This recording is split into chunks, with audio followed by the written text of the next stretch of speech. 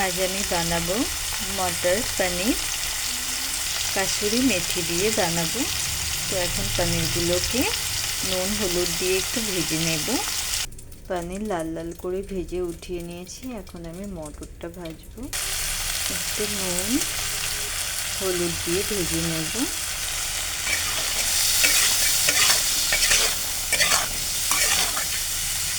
এগুলোতে আমি মিক্সি পিষে নেব। তো মিক্সিতে দুটো কাঁচা লঙ্কা, একটু টমেটো, একটু পেঁয়াজ দিয়েছি।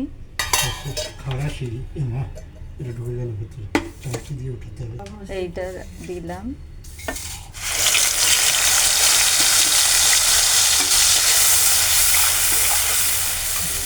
একটু নুন, একটু হলুদ, একটু লঙ্কা গুঁড়ো দেব।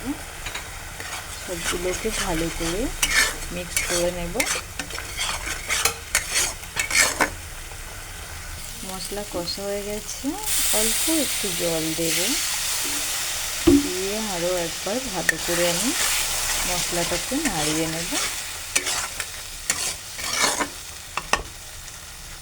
এটার মধ্যে একে একে আমি মটর ভাজাগুলো দিয়ে দিলাম, পনিরটাও দিয়ে দেব।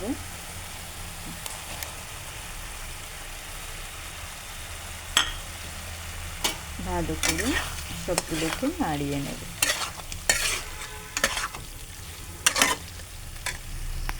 একটু আমি পরিমাণ মতো জল দিয়ে দেব। এটা খুব বেশি ঝোল হবে না, একটু মাখো মাখো হবে।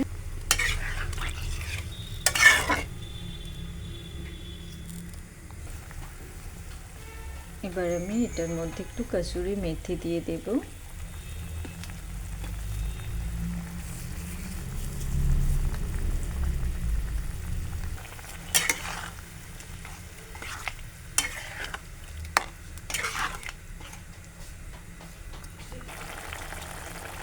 দেখুন কি সুন্দর কালার এসছে, মটরটাও সবুজ সবুজ আছে। আমার রেডি হয়ে গেছে মেথি দিয়ে মটর পালাও পনির রেডি হয়ে গেছে। দেখুন কি সুন্দর দেখতে, অসম্ভব সুন্দর একটা কালার এসছে। তো আপনারা বাড়িতে একবার ট্রাই করতে পারেন, ভালো খেতে হয়। রুটি, পরোটা, ভাতের সাথেও খেতে পারেন। আর আমি এদিকে পাঁপড়টাও ভেজে নেব। তো আজকে থার্সডে, তাই জন্য আমরা নিরামিষ খাবো। এখানে পনির বানিয়েছি, আপনারা তো দেখেছেন। মেথি শাক ভাজা আছে, কাঁচকলা ভাজা, টমেটো দিয়ে ডাল আছে, আর এখানে আছে পাঁপড় ভাজা। যদি আমার ভিডিও আপনাদের ভালো লেগে থাকে, হ্যাঁ ভাতও আছে দেখতেই পাচ্ছেন, তো আমাকে একটা সাবস্ক্রাইব করে আমার পাশে থাকবেন। Thank you.